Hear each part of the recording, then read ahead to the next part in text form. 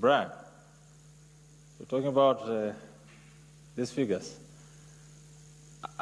I want to say that from your face, I think you're very happy to see those figures, isn't it? For purposes of transparency and accountability, you always want to make information useful, be accessed in an easy-to-use format. And if you're dealing with a population of different capacities, different expertise, people looking for different information, I think providing information like this is useful for anyone who wants to easily understand what is going on.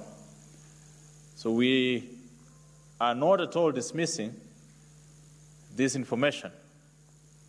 If you look at the history of elections in this country, especially from 2010 referendum, we've always made efforts to relay results from the polling station to the tallying center.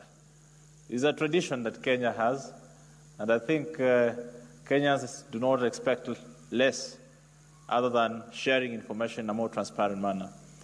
And one of the things you'll note is that other than availing the Form 34S on the public portal, having this information has also enabled the media to be able to share